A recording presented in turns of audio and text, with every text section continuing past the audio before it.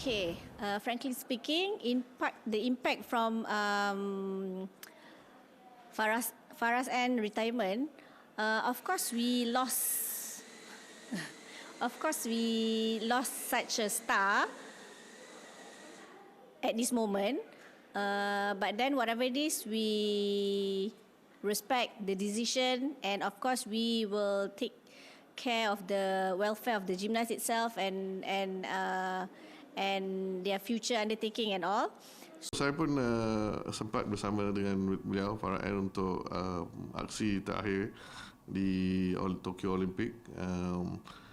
Saya sangat berterima kasih kepada jasa beliau dalam sukan gimnastik. Mungkin kalau ada peluang untuk bersama dengan gimnastik untuk tolong atau membantu atlet-atlet baru, kita harap beliau dapat menjadi role model. Actually saya baru dapat tahu dia nak bersara ni baru je masa dia bagi tahu I think 2 days ago kot, and bagi tahu, and then malam sebelum tu baru dia bagi tahu yang I nak bersara dah, and then of course dia akan bagi tahu I dulu. So I pun baru tahu and I pun terkejut, tapi I hormat dengan keputusan dia lah, and I pun tahu kenapa dia buat keputusan tu. I think tu yang terbaik untuk dia lah. I'm so proud of her. So yeah, so it's just been wonderful watching her grow up and achieve my dream. I mean, myself, I'm an athlete. My husband's an athlete, but both of us have never been achieved this higher level. And so I think that's just probably why we're so like always supporting her all the time. We just pretend it's us, you know. Oh, good, whoa, you know. You can do it. You can do it. And I mean, all the hard work and the training and the hours, and I really want to thank Ms. Natalia for being here all the time. Ramai dah kata terima kasih Farah. Terima kasih juga kepada ibu dan juga bapa Farah Ann, sebab mereka lah yang membentuk Farah Ann menjadi seorang Olimpian juara. Okey, ini fakta menarik kita nak kongsikan di sebalik nama Farah Ann ni. Mungkin ada yang dah tahu, mungkin ada yang belum tahu. Di mana Farah pernah beraksi di Sukan Olimpik 2020 selepas 20 tahun atlet gimnastik artistik yang pertama layak ke Olimpik, dan dia juga adalah gimnas ketiga Malaysia yang ke Olimpik selepas Aulian dan juga Eng Shuwai yang kini dah jadi coach kan, dan raih keseluruhan 7 emas dalam sejarah penglibatannya di Sukan Si. Boleh dikatakan dia ni macam Queen of Sukan Si lah.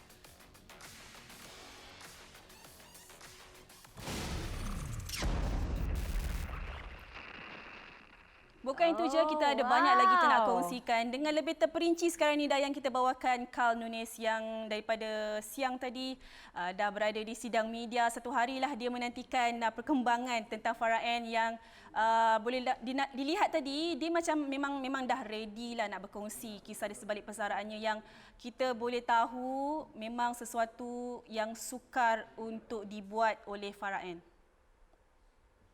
Betul tak, Carl? Okey, baik Suzana. Pertama sekali kan kami pengamal media yang hadir ke sidang media Farah Ann Abdul Hadi ini, kami sudah menjangkakan yang beliau akan mengumumkan persaraan selepas apa yang beliau upload di media sosial miliknya beberapa hari yang lalu. Akan tetapi mood ceria, mood happy go lucky Farah bertukar sebaliknya apabila beliau membaca speech persaraan beliau.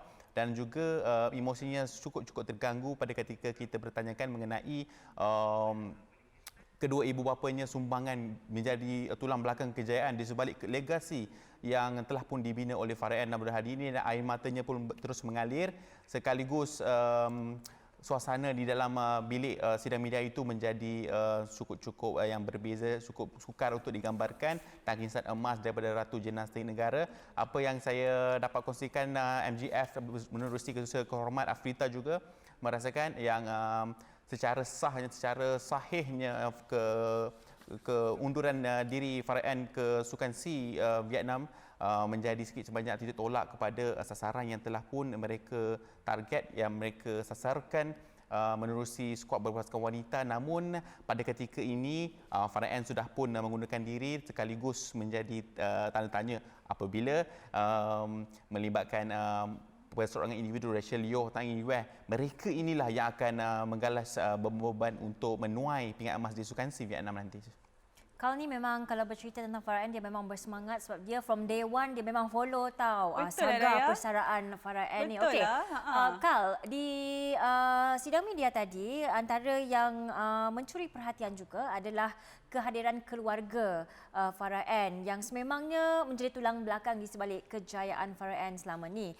Kita pun tahu kakak dia Katrina Ann juga pernah bergelar atlet kebangsaan. So mungkin ada sedikit sebanyak Farah dah tahu when the time is right to stop. So adakah anda merasakan bahawa Farah sebenarnya lama dah fikir ataupun baru sekarang je dia tahu yang now is the time untuk I bersara, Kal? Apa yang pasti Farah Ann sudah tidak pernah berfikirkan untuk bersara pada ketika beliau belum layak ke Sukan Olimpik, dan pada ketika beliau gagal pada edisi yang terdahulu, niat yang hampir 1 dekad lamanya untuk beraksi di peringkat tertinggi akhirnya tercapai di Olimpik Tokyo. Dan pada waktu itulah naluri beliau berkata inilah masa yang terbaik untuk beliau mengumumkan persaraannya, pengunduran diri daripada sukan gimnastik yang beliau ceburi sejak umur 3 tahun. Akan tetapi sifat untuk mewakili negara, naluri seorang juara itu masih lagi menebal dalam diri, masih lagi berdalih bersama dengan keluarga, kawan-kawan, pihak pengurusan, persatuan maupun jurulatih Natalia Sinkova. Beliau acap kali merasakan beliau boleh lagi beraksi di peringkat tertinggi, memandangkan tahun 2022 ini menghadirkan deretan tamasya sukan dari awal tahun hinggalah ke akhir tahun. Namun apakan daya, perancangan telah pun dibuat. Ini yang terbaik buat Farah Ann Abdul Hadi. Beliau merasakan selepas beraksi di peringkat tertinggi di Olimpik Tokyo, beliau sudah cukup untuk memberi laluan untuk bakat-bakat muda seperti Rachel untuk kesukan SEA Mei hadapan, dan sudah pasti daripada tanggapan yang Farah Ann katakan kepada atlet muda ini, mereka boleh menghadirkan pingat. Jangan terkejut kalau mereka menghadirkan pingat-pingat tuaian emas di Sukan SEA Vietnam. Dan untuk perkembangan eksklusif dan kami bawakan daripada Nadi Arena, pentas terkini di YouTube Esok Arena, anda boleh layari daripada minit yang pertama hingga terakhir perkongsian Farah Ann Abdul Hadi untuk peminat-peminatnya seluruh negara. Okey, untuk saya ni yang minat sukan gimnastik artistik ni, kita boleh katakan nanti Farah Ann dah tak ada. So macam biasalah tak nyanyi Dan tadi Farah ada sebut Rachel. So lagi 2 ni siapa, Kal? Kita nak bagikan tumpuan untuk bawa medal balik. Salah seorangnya Iman. Iman merupakan bakat muda yang tidak asing lagi di dalam arena gimnastik negara, berusia 17 tahun. Saya kira ini merupakan penampilan sukan SEA pertamanya. Youth Olympic Games pun beliau sudah beraksi. Beraksi di dalam kategori individu, cukup menghadirkan gerun buat rakan senggara maupun di seantero sukan SEA. Merasakan ini peluang terbaik untuk Iman membina legasi tersendiri seperti Farah Ann Abdul Hadi. Hanya masa yang akan dapat menentukan, Suzana. Okey, so saya macam boleh lega lah sekarang ni. Peminat gimnastik boleh lega lah. Ada kita punya harapan juga buat pingat daripada sukan SEA. Sebab apa? Kita memang power kalau gimnastik kita kan sukan still SEA. nak medal. Macam mana pun kita nak bawa balik medal. Okey, thank you Kal atas perkongsian anda yang sangat-sangat detail itu. Bye. Yes, terima kasih Kak.